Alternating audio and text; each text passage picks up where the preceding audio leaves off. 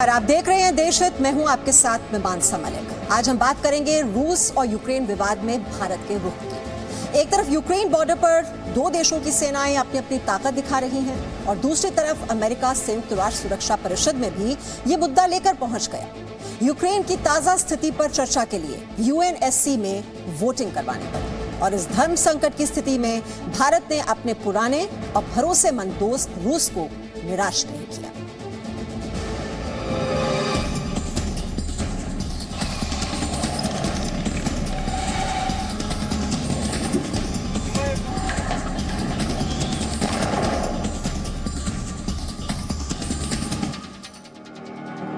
Ukraine का border सुलग रहा है।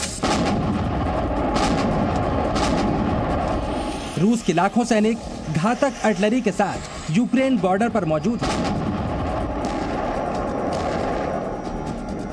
जिनकी संख्या भी लगातार बढ़ रही है।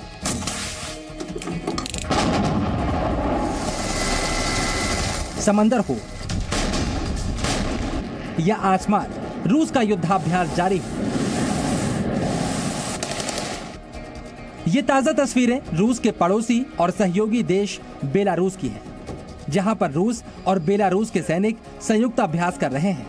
अमेरिका ने आरोप लगाया था कि रूस ने बेलारूस में भी अपने 5000 सैनिक भेजे हैं और रूस ने ये वीडियो जारी करके संदेश दे दिया है कि उसकी तैयारी वाकई पूरी है और बेलारूस भी रूस के मिशन यूक्रेन में रूस के साथ खड़ा है। कुल मिलाकर रूस की सेना यूक्रेन को कुचलने के लिए तैयार बैठी है। बस पुतिन के एक इशारे का इंतजार है।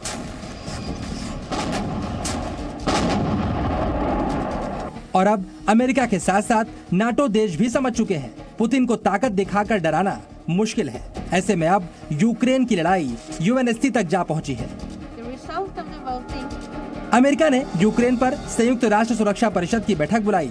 बैठक बुलाने पर यूएनएससी के सदस्य देशों के बीच वोटिंग हुई और इसी के साथ अब तक यूक्रेन विवाद को खामोशी से देख रहे भारत के सामने धर्म संकट की स्थिति खड़ी हो गई। धर्म संकट इस बात का कि आखिरकार मोदी अपने दो दोस्तों रूस के राष्ट्रपति व्लादिमीर पुतिन और अमेरिका के राष्ट्रपति जो बाइडेन के बीच जारी विवाद में किसका साथ दे, क्योंकि भारत के दोनों दोस्त इस वक्त एक दूसरे के जानी दुश्मन बने हुए हैं और अमेरिका के राष्ट्रपति जो बाइडेन ने तो यूक्रेन पर रूस के खिलाफ झंडा ही बुलंद कर दिया है। And today in the United Nations, we've laid out the full nature of Russia's threat to Ukraine's sovereignty and the territorial integrity of Ukraine, as well as the core tenets of a rule-based international order. And we continue to urge diplomacy as the best way forward.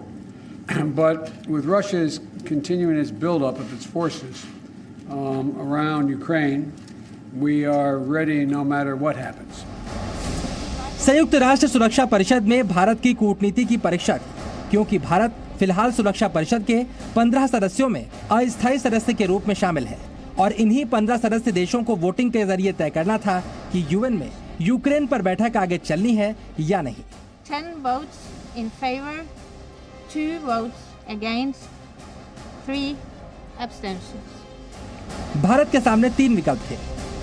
Bharat रूस का समर्थन करे, लेकिन ऐसे में America और पश्चिमी देश नाराज हो जाते। भारत के पास अमेरिका के समर्थन का भी विकल्प था, लेकिन इससे भारत का पुराना दोस्त रूस नाराज हो जाता। भारत वोटिंग का बहिष्कार भी कर सकता था, इससे दोनों देशों में किसी को सीधी नाराजगी नहीं होती।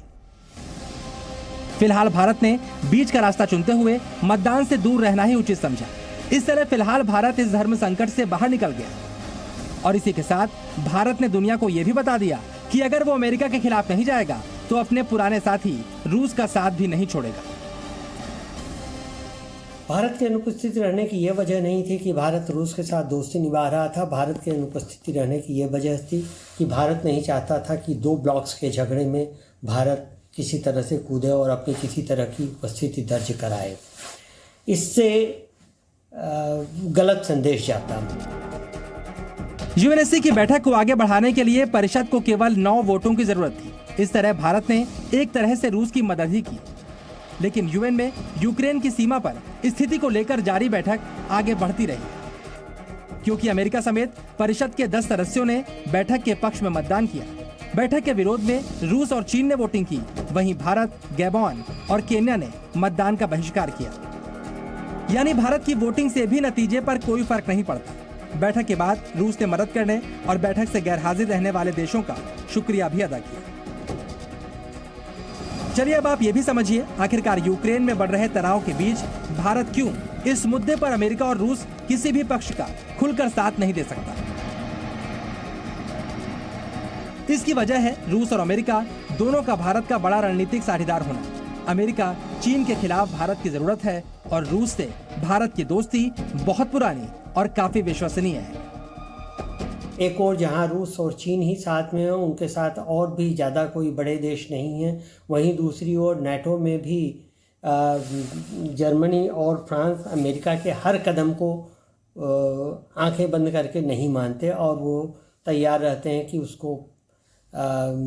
उसका विरोध करें अगर वो नहीं उचित समझते।